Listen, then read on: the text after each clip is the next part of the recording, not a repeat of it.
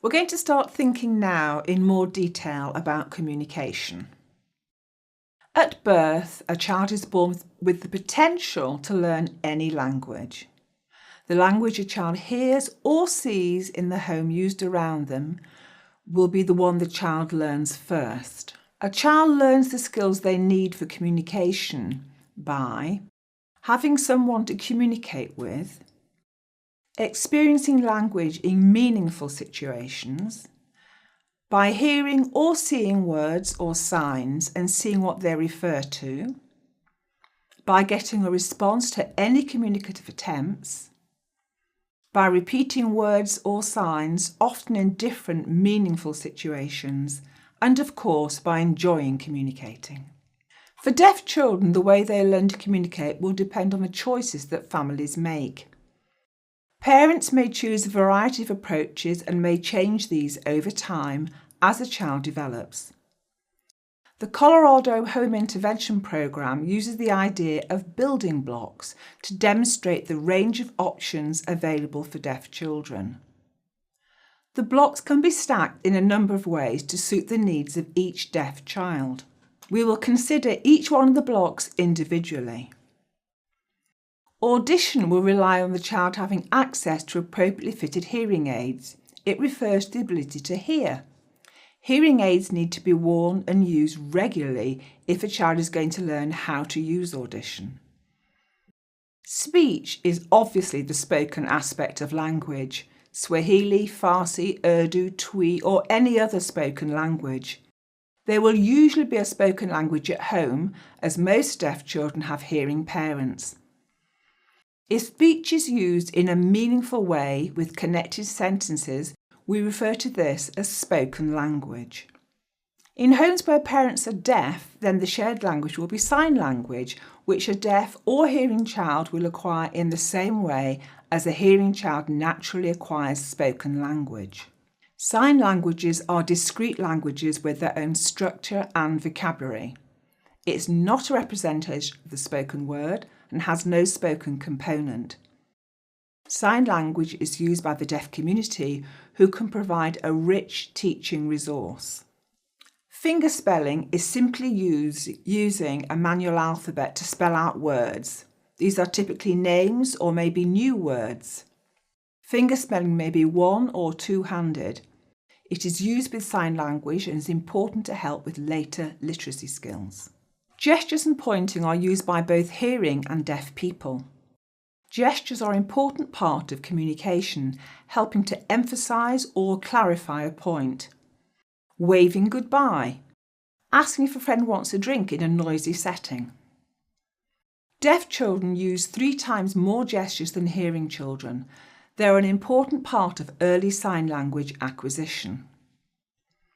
Speech reading, also known as lip reading, is used to supplement audition, particularly in noisy situations.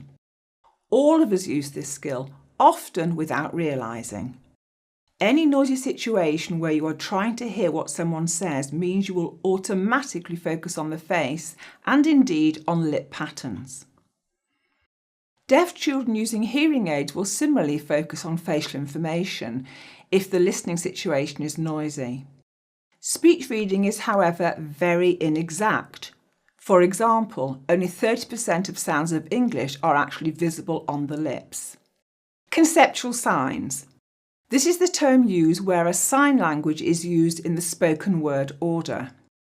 So, for example, in sign language one could not sign "the squirrel ran up the tree" unless you sign tree first, otherwise nothing for the squirrel to climb. In English, the squirrel comes first, so in conceptual signs the sign would match the spoken word. In the UK, this would be termed signed English, using BSL but in English word order. Visual phonics. Visual phonics is a system that uses 46 hand cues used in conjunction with spoken language. These can be employed to augment auditory information and provide students who are deaf or hard of hearing with a multisensory, auditory, visual, tactile and kinesthetic representation of the phonemes in the English language. A different system, one that also uses cues to supplement spoken or sign language, is cued speech. Cued speech combines 8 hand shapes in 4 positions near the mouth with the lip patterns of normal speech to make every sound a person is saying visually clear. Cued speech can work alongside British Sign Language for true bilingualism in both BSL and English, and complements the use of hearing aids and cochlear implants. Augmentative communication. We all use augmentative communication when we make facial expressions or gestures, use symbols or pictures, or write. People with severe speech or language problems rely on alternative and augmentative communication to supplement existing speech or replace speech that is not functional. Special augmentative aids such as picture and symbol communication boards and electronic devices are available to help people express themselves. This may increase social interaction, school performance, and feelings of self-worth. Parents, where they have access to services, will be encouraged to use the most appropriate form of communication with their deaf child. The most important thing is not the mode of communication, it is for parents to feel relaxed and to enjoy interacting with their child. Having someone who wants to communicate with you, who uses objects and pictures to help cue children in, uses daily routines and follows the child's interest, all help to ensure positive communication is established. Typically, hearing children enter school with developed language skills that support access to the curriculum, allow children to form friendships, play in teams, and be active members of the school community.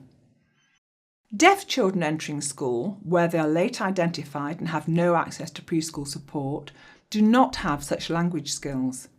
They start with a deficit, and this makes all aspects of learning more difficult. Establishing positive communication as early as possible is vitally important if we want to allow deaf children to develop their full potential.